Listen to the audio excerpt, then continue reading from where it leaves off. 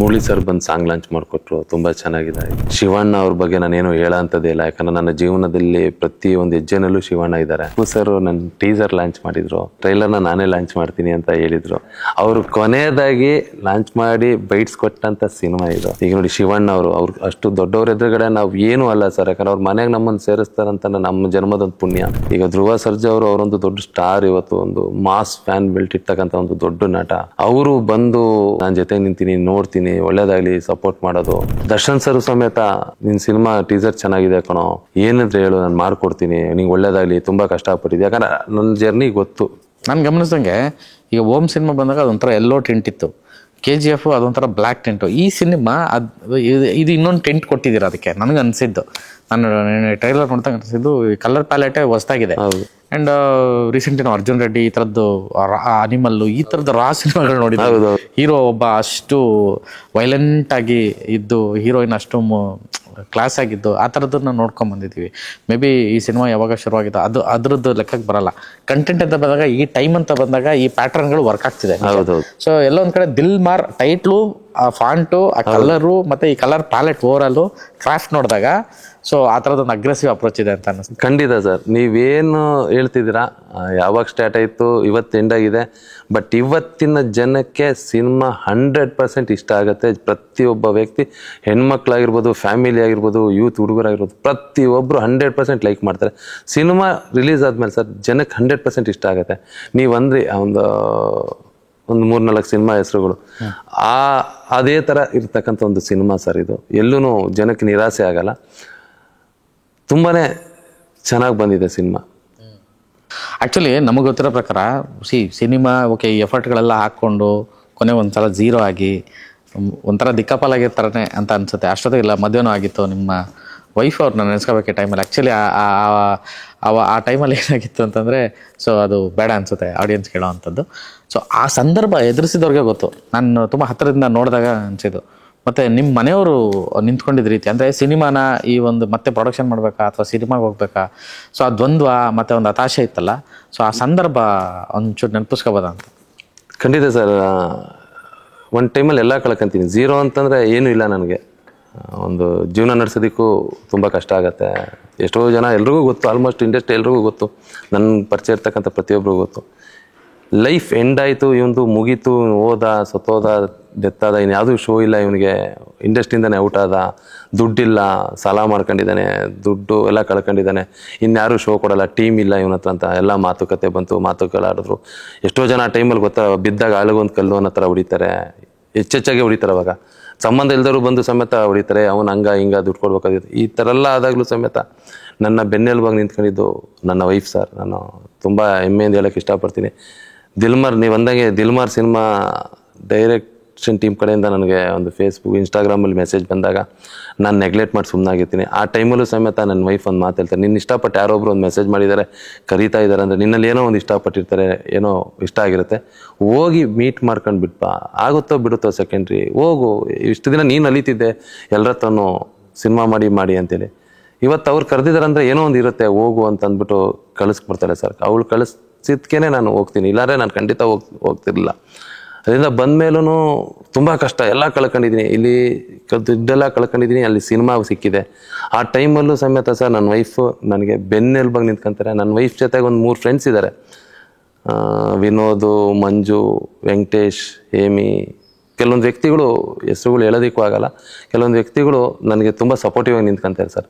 ನನ್ನ ಪ್ರೊಡಕ್ಷನ್ ಆಗಿರ್ಬೋದು, ನನ್ನ ಸಿನಿಮಾ ಕೆರಿಯರ್ ಆಗಿರ್ಬೋದು, ಎಲ್ಲರೂ ಕಡೆ ಬ್ಯಾಲೆನ್ಸ್ ಮಾಡ್ಕೊಂಡು ಹೋಗ್ತಾರೆ. ಇದ್ರ ಮಧ್ಯದಲ್ಲಿ ಒಂದು ಹೆಸರು ಹೇಳೋದು ಮರ್ತೆ ಸರ್, ಶಂಕರ್ ಅಂತ ಅಂದ್ಬಿಟ್ಟು ಒಬ್ರು ಇದ್ದಾರೆ. ನನ್ನ ಆ್ಯಕ್ಟಿಂಗಿಗೆ ತುಂಬ ಸಪೋರ್ಟ್ ಮಾಡ್ತಾರೆ ಅವರು. ಅದು ಡೈರೆಕ್ಟ್ರೇ ಅವ್ರನ್ನ ಇಂಟ್ರೊಡ್ಯೂಸ್ ಮಾಡ್ತಾರೆ. ಅವ್ರು ಹೇಗೆ ಹೇಳಿರ್ತಾರೆ, ಡೈರೆಕ್ಟ್ರು ಇವ್ರ ಜೊತೆಗೆ ಇದ್ಬಿಡಿ, ಇವ್ರಿಗೆ ಟ್ರೈನ್ ಅಪ್ ಮಾಡಿಬಿಡಿ ಅಂತ. ಅವರು KGF ಅಲ್ಲಿ ವರ್ಕ್ ಮಾಡಿರ್ತಾರೆ. ಅವರೊಂಥರ 5 ಗಂಟೆಗೆ ಎದ್ದುಬಿಟ್ಟು ರೆಡಿ ಮಾಡಿಸೋಂಥ ವ್ಯಕ್ತಿ. ಬನ್ನಿ ವಾಕ್ ಬನ್ನಿ, ವಾಯ್ಸು ಇದು ಮಾಡಿ, ಎಕ್ಸಸೈಸ್ ಮಾಡಿ, ಫೇಸ್ ಎಕ್ಸಸೈಸ್ ಮಾಡಿ, ಈ ಥರ ಎಲ್ಲ ಅವರು ತುಂಬ ಸಪೋರ್ಟ್ ಮಾಡಿ ಇದು ಮಾಡ್ತಾರೆ.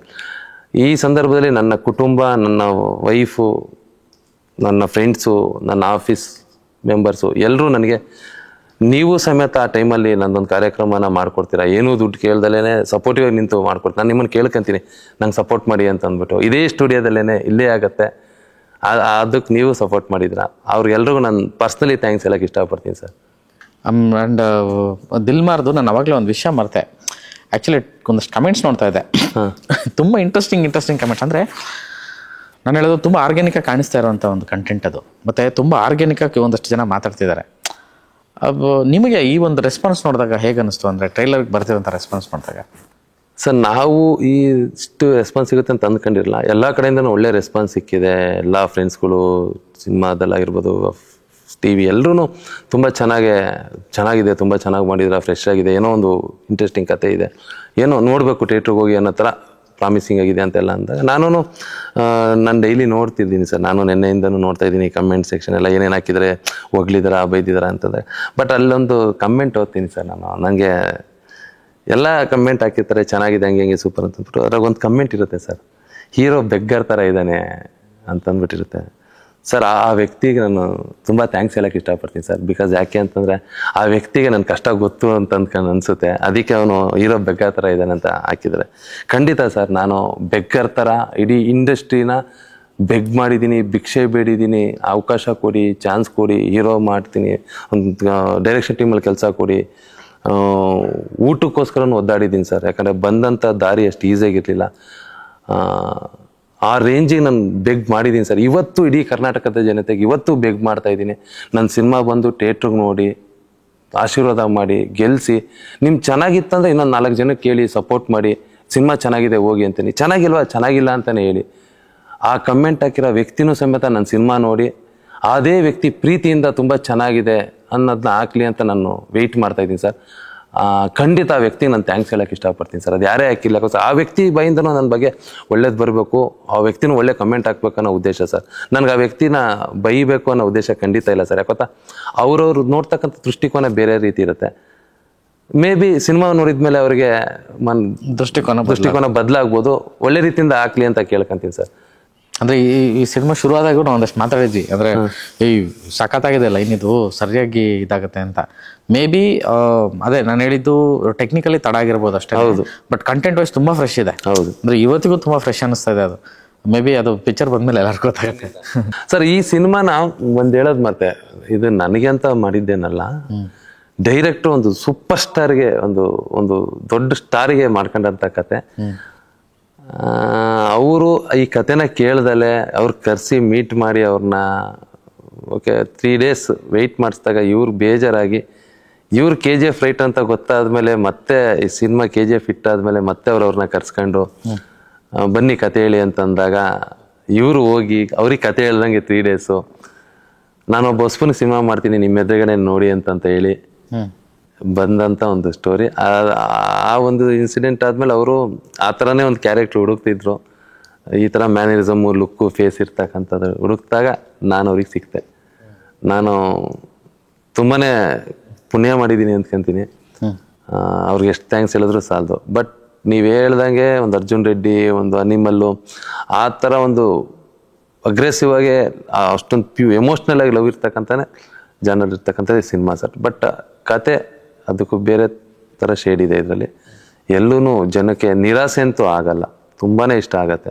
ಆ್ಯಂಡ್ ಈ ಒಂದು ಸಾಲು ಸಿನಿಮಾಗಳು ಈ ಸೀಸನ್ನು ಇಯರ್ ಎಂಡ್ ಬೇರೆ. ಹೌದು. ಸೊ ಇದರ ಮಧ್ಯೆ ರಿಲೀಸಿಂಗ್ ಪ್ಲಾನ್ ಎಲ್ಲ ಹೆಂಗೆ ಮಾಡ್ಕೊಂಡಿದ್ದೀರಾ? ಮತ್ತು ಅದೇ ನನ್ನ ಟ್ರೈಲರ್ ಆದಮೇಲೆ ಒಂದು ಇವಾಗ ತಾನೇ ಮತ್ತೆ ಚಾಲ್ತಿಗೆ ಬಂದಿರೋಂಥ ರೀತಿಯಲ್ಲಿ ಕಾಣಿಸ್ತಾ ಇದೆ. ಇದೇ ತಿಂಗಳು ಅಕ್ಟೋಬರ್ 24ಕ್ಕೆ ಇಂಟೀರಿಯರ್ ಕರ್ನಾಟಕ ರಿಲೀಸ್ ಆಗ್ತಾ ಇದೆ. ರಿಲೀಸಿಂಗ್ ಎಲ್ಲ ಪಬ್ಲಿಸಿಟಿ ಪ್ರಮೋಷನ್ ಕಾರ್ಯ ಎಲ್ಲ ನಡೀತಾ ಇದೆ. ಮುರಳಿ ಸರ್ ಬಂದು ಸಾಂಗ್ ಲಾಂಚ್ ಮಾಡಿಕೊಟ್ರು, ತುಂಬ ಚೆನ್ನಾಗಿದ್ದಾಯಿತು. ಧ್ರುವ ಸರು ಒಂದು ಬೆನ್ನೆಲುಬಾಗೆ ನಿಂತ್ಕೊಂಡ್ರು ಸಿನಿಮಾಗೆ. ಶಿವಣ್ಣ ಅವ್ರ ಬಗ್ಗೆ ನಾನೇನು ಹೇಳೋ ಅಂಥದ್ದೇ ಇಲ್ಲ, ಯಾಕಂದರೆ ನನ್ನ ಜೀವನದಲ್ಲಿ ಪ್ರತಿಯೊಂದು ಹೆಜ್ಜೆನಲ್ಲೂ ಶಿವಣ್ಣ ಇದ್ದಾರೆ. ನಾನು ಪ್ರೊಡಕ್ಷನ್ ಮಾಡಿದಾಗಲೂ ಸಮೇತ ಶಿವಣ್ಣ ನನಗೆ ಸಪೋರ್ಟ್ ಮಾಡಿದರು. ನಾನು ಈವೆಂಟ್ಗಳು ಮಾಡಿದಾಗಲೂ ನನಗೆ ಸಪೋರ್ಟ್ ಮಾಡಿದರು. ಸಿನಿಮಾ ಮಾಡಿದ್ದೀನಿ ಅಂತ ನಾನು ಹೋಗಿ ಹೇಳಿರಲಿಲ್ಲ, ಅವ್ರಿಗೆ ಭಯ ಇತ್ತು ನನಗೆ ಹೇಳೋದಕ್ಕೆ. ಎಲ್ಲಿ ಏನಂತಾರೋ ಅಂತಂದ್ಬಿಟ್ಟು, ಏನೋ ಕೆಲಸ ಮಾಡ್ತಿದ್ಯಾ ಆರಾಮಾಗಿರೋ ಅಂತಂದ್ಬಿಟ್ಟು. ಆದರೆ ಅವ್ರಿಗೆ ಗೊತ್ತಾಗಿ ಅವರೇ ಕರೆಸಿ ಮಾತಾಡಿ, ಸಿನಿಮಾ ಮಾಡಿದ್ಯಲ್ಲೋ ಏನೋ ಒಂದು ಮಾತು ಹೇಳಿಲ್ಲ, ಏನಾದರೂ ನನ್ನಿಂದ ಹೆಲ್ಪ್ ಇದ್ದರೆ ಹೇಳು, ಏನಾದರೂ ಬಂದು ಮಾಡ್ಬೇಕಾ, ಟ್ರೈಲರ್ ಸೀಸನ್ ಲಾಂಚ್ ಮಾಡ್ಬೇಕು ಹೇಳು, ನಾನು ನಿಂಗೆ ಏನು ಬೇಕೋ ಸಪೋರ್ಟ್ ಮಾಡ್ತೀನಿ, ಒಳ್ಳೇದಾಗಲಿ ನಿನಗೆ ಅಂತಂದ್ಬಿಟ್ಟು ಗೀತಕ್ಕ ಮತ್ತು ಶಿವಣ್ಣ ಇಬ್ಬರೂ ಮನೆಗೆ ಕರೆಸಿ ಮಾತಾಡಿ ಕಳಿಸಿದ್ರು. ಮತ್ತು ಸಿನಿಮಾಗೆ ಏನು ಬೇಕು ನಾನು ನಿನ್ನ ಜೊತೆಗೆ ಇರ್ತೀನಿ, ಒಳ್ಳೇದಾಗಲಿ ನಿನಗೆ, ಇಷ್ಟು ಒಳ್ಳೆ ಇದು ಅಂತಂದ್ಬಿಟ್ಟು ಹೇಳಿದ್ರು. ದುನಿಯಾ ವಿಜಯ್ ಸರ್ ಆಗಿರ್ಬೋದು, ಅಪ್ಪು ಸರ್ ಬಗ್ಗೆ ಹೇಳಕ್ಕೆ ಇಷ್ಟಪಡ್ತೀನಿ. ಅಪ್ಪು ಸರ್ ನನ್ನ ಟೀಸರ್ ಲಾಂಚ್ ಮಾಡಿದರು. ಟೀಸರ್ ಲಾಂಚ್ ಮಾಡಿದಾಗ ಈ ಟ್ರೈಲರ್ನ ನಾನೇ ಲಾಂಚ್ ಮಾಡ್ತೀನಿ ಅಂತ ಹೇಳಿದರು. ಅಂದರೆ ಅವರು ಕೊನೆಯದಾಗಿ ಲಾಂಚ್ ಮಾಡಿ ಬೈಟ್ಸ್ ಕೊಟ್ಟಂಥ ಸಿನಿಮಾ ಇದು. ಯಾಕಂದರೆ ಅವರು ಮನಸ್ಫೂರ್ತಿಯಾಗಿರೋದು. ಆ ವಿಡಿಯೋ ನನ್ನ ಹತ್ರ ಇವತ್ತು ಇದೆ. ತುಂಬ ಚೆನ್ನಾಗಿದೆ ಸಿನಿಮಾ, ತುಂಬ ಚೆನ್ನಾಗಿ ಕಾಣ್ತಿದ್ರ. ಈ ಸಿನಿಮಾ ಟ್ರೈಲರ್ನ ನಾನೇ ಲಾಂಚ್ ಮಾಡ್ತೀನಿ, ದಯವಿಟ್ಟು ನನಗೆ ಹೇಳು, ನಾನೇ ಮಾಡ್ಕೊಡ್ತೀನಿ ಅಂತ ಹೇಳಿದರು ಅವರು. ಅವ್ರು ಇದ್ದಿದ್ರೆ ನಿಜವಾಗ್ಲೂ ತುಂಬ ಸಪೋರ್ಟಿವ್ ಏನಿಲ್ಲರು ಸರ್. ಕನ್ನಡದಲ್ಲಿ ಪ್ರತಿಯೊಬ್ಬರು ನನಗೆ ಸಪೋರ್ಟ್ ಮಾಡಿದ್ದಾರೆ ಸರ್. ಯಾಕಂದರೆ ನಾನು ಇಲ್ಲ ಅಂತ ಹೇಳಬಾರ್ದು, ಯಾಕಂದರೆ ತಪ್ಪಾಗುತ್ತೆ. ಈಗ ನೋಡಿ ಶಿವಣ್ಣ ಅವ್ರು ಅಷ್ಟು ದೊಡ್ಡವ್ರ ಎದುರುಗಡೆ ನಾವು ಏನೂ ಅಲ್ಲ ಸರ್. ಯಾಕಂದ್ರೆ ಅವ್ರ ಮನೆಗೆ ನಮ್ಮನ್ನು ಸೇರಿಸ್ತಾರಂತ ನಮ್ಮ ಜನ್ಮದೊಂದು ಪುಣ್ಯ. ಈಗ ಧ್ರುವ ಸರ್ಜಾ ಅವರೊಂದು ದೊಡ್ಡ ಸ್ಟಾರ್, ಇವತ್ತು ಒಂದು ಮಾಸ್ ಫ್ಯಾನ್ ಬೆಲ್ಟ್ ಇಟ್ಟಿರ್ತಕ್ಕಂಥ ಒಂದು ದೊಡ್ಡ ನಟ, ದೊಡ್ಡ ಹೀರೋ. ಅವರು ಬಂದು ನಮ್ಮ ಸಿನಿಮಾಗೆ ಬೆನ್ನು ತಟ್ಟಿ ನಾನು ಜೊತೆಗೆ ನಿಂತೀನಿ, ನೋಡ್ತೀನಿ, ಒಳ್ಳೇದಾಗಲಿ ಸಪೋರ್ಟ್ ಮಾಡೋದು. ದುನಿಯಾ ವಿಜಯ್ ಸರ್ ಆಗಿರ್ಬೋದು, ಮುರಳಿ ಸರ್ ಆಗಿರ್ಬೋದು, ಪ್ರತಿಯೊಬ್ಬರೂ ಸರ್. ಅಪ್ಪು ಸರು ಅವತ್ತು ಹೋಗಿ ಕೇಳಿದ ತಕ್ಷಣ ಏನು ಹಿಂದೆ ಮುಂದೆ ಏನೂ ನೋಡಲಿಲ್ಲ ಸರ್, ಒಂದು ಸೆಕೆಂಡಿಗೆ ಸಪೋರ್ಟ್ ಮಾಡಿದ್ರು. ದರ್ಶನ್ ಸರ್ ಸಮೇತ ನಿನ್ನ ಸಿನಿಮಾ ಟೀಸರ್ ಚೆನ್ನಾಗಿದೆ ಕಣೋ, ಏನಿದ್ರು ಇದ್ರೆ ಹೇಳು, ನಾನು ಮಾಡಿಕೊಡ್ತೀನಿ, ನಿಂಗೆ ಒಳ್ಳೇದಾಗಲಿ, ತುಂಬ ಕಷ್ಟಪಟ್ಟಿದ್ದೆ. ಯಾಕಂದ್ರೆ ನನ್ನ ಜರ್ನಿ ಗೊತ್ತು, ಎಲ್ರಿಗೂ ಗೊತ್ತು ಸರ್. ಯಾಕಂದ್ರೆ ಅಷ್ಟು ವರ್ಷದಿಂದ ನಾನು ಎಲ್ಲ ಕಲಾವಿದ್ರ ಜೊತೆನೇ ಕೆಲಸ ಮಾಡಿರೋದ್ರಿಂದ ಪ್ರತಿಯೊಬ್ಬ ಇಂಡಸ್ಟ್ರಿನಲ್ಲಿ ನಿಮಗೂ ಗೊತ್ತು, ಪ್ರತಿಯೊಬ್ಬ ಕಲಾವಿದರು, ಟೆಕ್ನಿಷಿಯನ್ಸ್ ಎಲ್ರಿಗೂ. ಯಾಕಂದ್ರೆ ನಾನು ಪ್ರತಿದಿನ ಟೆಕ್ನಿಷಿಯನ್ಸ್ ಜೊತೆಗೆ ಜೀವನ ಮಾಡೋದ್ರಿಂದ ನನ್ನ ಜರ್ನಿ ಏನು ಅನ್ನೋದು 0 ಇಂದ ಇವತ್ತು ಇಲ್ಲಿಗೆ ಬಂದಿದ್ದೀನಿ ಅನ್ನೋದು ಪ್ರತಿಯೊಬ್ಬರಿಗೂ ಗೊತ್ತು. ಅದರಿಂದ ಎಲ್ಲರೂ ನಾನು ಸಪೋರ್ಟಿವ್ ಆಗಿದ್ದೀನಿ ಸರ್. ಇವತ್ತು ನಾನೊಂದು ಹೆಮ್ಮೆಯಿಂದ ಹೇಳೋಕ್ಕೆ ಇಷ್ಟಪಡ್ತೀನಿ ಸರ್. ನಾನೊಬ್ಬ ಇಲ್ಲಿ ಹೀರೋ ಆಗಿ ಕುಂತಿದ್ದೀನಿ ಅನ್ನೋದಕ್ಕಿಂತ ನಾನೊಬ್ಬ ಟೆಕ್ನಿಷಿಯನ್ ಆಗಿ ಕುಂತಿದ್ದೀನಿ ಅಂತ ಹೇಳೋದಕ್ಕೆ ನಾನು ತುಂಬ ಹೆಮ್ಮೆ ಪಡ್ತೀನಿ. ಬಿಕಾಸ್ ಯಾಕೆಂತಂದರೆ ಟೆಕ್ನಿಷಿಯನ್ಸ್ ಮನ್ಸು ಮಾಡಿದ್ರೆ ಯಾರನ್ನ ಬೇಕಾದ್ರೂ ಹೀರೋ ಮಾಡ್ಬೋದು, ಯಾರನ್ನ ಬೇಕಾದ್ರೂ ಝೀರೋ ಮಾಡ್ಬೋದು ಸರ್. ಯಾಕಂದರೆ ನನಗೆ ನನ್ನ ಪ್ರೊಡಕ್ಷನ್ ವಿಷಯದಲ್ಲಾಗಿರ್ಬೋದು, ನನ್ನ ಸಿನಿಮಾ ವಿಷಯದಲ್ಲಾಗಿರ್ಬೋದು, ಟೆಕ್ನಿಷಿಯನ್ ಯಾವತ್ತೂ ನನ್ನ ಕೈ ಬಿಟ್ಕೊಡ್ಲಿಲ್ಲ ಸರ್. ಯಾರು ಕೈ ಬಿಟ್ಟು ಟೆಕ್ನಿಷಿಯನ್ಸ್ ನನ್ನ ಯಾವತ್ತೂ ಕೈ ಹಿಡಿದ್ರು. ಅವ್ರಿಗೆ ನಾನು ಎಷ್ಟು ಥ್ಯಾಂಕ್ಸ್ ಹೇಳಿದ್ರು ಸಾಲದು. ಮತ್ತು ಮೀಡಿಯಾ ಇಂಡಸ್ಟ್ರಿ ಏನಿದೆ, ನ್ಯೂಸ್ ಆಗಿರ್ಬೋದು, ಡಿಜಿಟಲ್ ಎಲೆಕ್ಟ್ರಾನಿಕ್ ಮೀಡಿಯಾ ಏನೇ ಇರ್ಬೋದು, ನಮ್ದು ಯಾವುದೇ ಎಂಟರ್ಟೈನ್ಮೆಂಟ್ ಚಾನಲ್ಗಳಾಗಿರ್ಬೋದು, ನಾನು ಎಲ್ರಿಗೂ ಅವ್ರಿಗೆ ಮನಸ್ಫೂರ್ತಿಯಾಗಿ ಥ್ಯಾಂಕ್ಸ್ ಹೇಳೋಕ್ಕೆ ಇಷ್ಟಪಡ್ತೀನಿ. ಯಾಕಂದರೆ ಪ್ರತಿಯೊಬ್ಬರು ನನಗೆ ಬೆನ್ನೆಲುಬಾಗಿ ಸಪೋರ್ಟಿವ್ ಆಗಿ ನಿಂತ್ಕೊಂಡ್ರು. ನಿನ್ನ ಸಿನಿಮಾಗೆ ಏನು ಬೇಕು ಹೇಳು, ಸಪೋರ್ಟ್ ಮಾಡ್ತೀವಿ, ಪ್ರಮೋಷನ್ ಬೇಕು ಹೇಳು, ಮಾಡ್ತೀವಿ. ಯಾರೂ ಬೇಡ ಸರ್, ನೀವೇ ಒಂದು ಖುದ್ದಾಗೆ ಬಂದು ನಾನು ನಿನ್ನ ಸಿನಿಮಾಗೆ ಇವತ್ತು ದುಡ್ಡು ಕೊಟ್ರು ಯಾರೂ ಪ್ರಮೋಟ್ ಮಾಡಲ್ಲ, ಸಪೋರ್ಟ್ ಮಾಡಲ್ಲ. ಅಂಥದ್ದು ನನ್ನ ಫ್ರೆಂಡು ನೀನು ಬೆಳೀಬೇಕು, ಚೆನ್ನಾಗಿರ್ಬೇಕು ಅಂತಂದ್ಬಿಟ್ಟು ನೀವೇ ಬಂದು, ಇದಕ್ಕಿಂತ ಒಂದು ದೊಡ್ಡ ಎಕ್ಸಾಂಪಲ್ ಯಾವುದಿಲ್ಲ. ಅದೇ ಥರ ನನ್ನ ಎಲ್ಲ ಪತ್ರಿಕಾ ಫ್ರೆಂಡ್ಸ್ ಆಗಿರ್ಬೋದು, ಪ್ರತಿಯೊಬ್ಬರೂ ಇಂಡಿವಿಜುವಲ್ ಆಗಿ ನಿನ್ನ ಸಿನಿಮಾಗೆ ಏನು ಬೇಕು ಅಂತ ಇಂಟರ್ವ್ಯೂ ಮಾಡ್ಬೇಕಾ, ಪ್ರಮೋಷನ್ ಮಾಡ್ಬೇಕಾ, ಈ ಥರ ಇಂಡಿವಿಜುವಲ್ ಆಗಿ ಅವರೇ ಕೇಳ್ತಿದ್ದಾರೆ. ಅದೊಂದು ನಾನು ಅಂದ್ಕೊಂಡು ಇರಲಿಲ್ಲ, ನಾನು ಇಮ್ಯಾಜಿನೂ ಮಾಡ್ಕೊಂಡಿರಲಿಲ್ಲ. ಅದೊಂದು ತುಂಬಾ ಖುಷಿ ಇದೆ. ನಾನು ಎಷ್ಟು ಥ್ಯಾಂಕ್ಸ್ ಹೇಳಿದ್ರು ಸಾಲದು ಎಲ್ರಿಗೂ.